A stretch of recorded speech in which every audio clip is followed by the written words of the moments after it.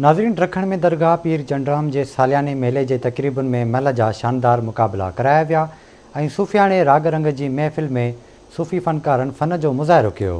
Report करे रहियो आहे शकील धारेजो। ॾखण भरिसां ॻोठ शहीद पीरचंद में हर साल लॻंदड़ ॾाढे शहीद पीरचंद जो 3 ॾींहनि वारो सालियानो मेलो थी गुज़रियो। मेले में रांदीकनि जा दुकान ऐं मिठाईअ जा स्टॉल पिणु लॻाया विया, जॾहिं त ॿारनि जी तफ़रीह लाइ झूला पिणु लॻाया विया। झूला ऐं ॿियूं तफ़रीह गाऊं ॾिसी ॿारनि जे चहिरे ते रौनकूं पिणु ॾिसण वटां आहिनि। मेले जा मोर मेले में अची गरम जलेबी, माओ ऐं ॿियूं केतिरियूं ई क़िस्मनि जूं मिठाइयूं खाई तमामु घणो लुत्फ़ हासिल कनि था। हर साल जीअं मेले में मुख़्तलिफ़ इलाइक़नि खां मल जे पहलवाननि पहुची ज़ोर आज़मायो। ॾाढे शहीद पीरचंद जे मेले में संदसि जी दरगाह ते जग मशहूर सूफ़ी रागी वज़ीर अली शाह सूफ़ियाणो राग ॻाए ॾाढे शहीद पीरचंद खे भेटा पिणु पेश कई। उन हवाले सां मुख़्तलिफ़ इलाइक़नि खां मेलो घुमण आयल माण्हुनि ऐं मल पहलवाननि आवाज़ टीवीअ सां कहिड़ा वीचार वंडिया आहिनि, अचो त ॿुधूं। इहा शहीद पीरचंद जी दरगाह आहे जिते तक़रीबन 45 खां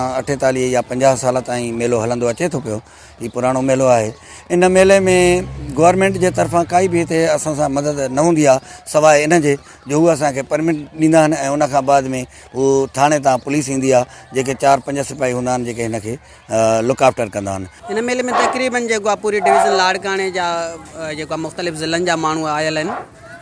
सखर थियो, शिकारपुर थियो, जैकमाबाद ताईं बि जेको आहे माण्हू हिते आयल आहिनि। मेले में बाक़ाइदे रौनक आहे ऐं मालिकी आहे। मेले में ॻोठारनि जी महिरबानी आहे, हिन सां तावन कंदा मेले सां। हीअ असांजी सिंध जी क़ौमी रांदि आहे। इहा अवाम ते जेको ॿार आहे पंहिंजे घरों खाईंदा आहियूं, खाई पी पहलवानी मैदान में ईंदा आहियूं। बाक़ी असां हुकूमत जो को बि तावन कोन हूंदो आहे। हुकूमत असांखे का शइ न ॾिनो आहे। जेका असांजा वॾा पहलवान थी गुज़री आहिनि, के बीमार थी विया आहिनि, उन्हनि खे बि का शइ न मिलियो आहे। हुकूमत खे खपे त असां नवां जान आहियूं, असांखे नौकिरी ॾिनी वञे या असांखे अहिड़ो इज़ाफ़ो ॾिनो वञे त असां मल खे अॻियां वधाए सघूं। हीउ ॾिसो था पब्लिक केॾी ख़ुशि थिए थी ऐं असां सिंध हुकूमत खे इहो ई चवंदासीं त असांजो जेको बि ज़िले ते वज़ीफ़ो मिले थो उहो पहलवाननि खे हक़ मिलियो वञे ऐं सिंध हुकूमत खे असां इहो बि कंदासीं त असांखे इंटरनेशनल रांदि करणु आहे। हीअ जेका रांदि आहे असांजी इंटरनेशनल करणु मुतालबा करे करे असां त चरिया थी घर वेही रहिया आहियूं। असांजो कोई मुतालबो कोन मञियो थो वञे पियो।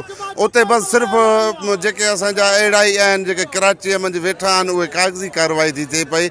बाक़ी मल पहलवान खे कुझु बि कोन थो मिलियो वञे। शौक़ीन आहियूं, ॾाढा मज़ो ईंदो आहे। मल पहलवाननि धक बक हिक ॿिए खे ॾाढा था हणनि, अहसास बि थिए थो। पर उन्हनि जी ताक़त ऐं उन्हनि जी पहलवानीअ खे सलाम था चऊं। असां मल वॾो मज़ो ॾींदी आहे असां। अवां मेले जे शौक़ीननि जा वीचार ॿुधा, जंहिंजो चवणु आहे त हर साल ॾाढे शहीद पीरचंद जो 3 ॾींहनि वारो मेलो लॻंदो आहे जेको ॾिसण लाइ ईंदा आहियूं। मेले जूं रौनकूं लुत्फ़ अंदोज़ आहिनि। अहिड़ा मेला पूरी सिंध में लॻणु घुरिजनि। रिपोर्टर शकील धारेजो, आवाज़ टीवी न्यूज़, ॾखण।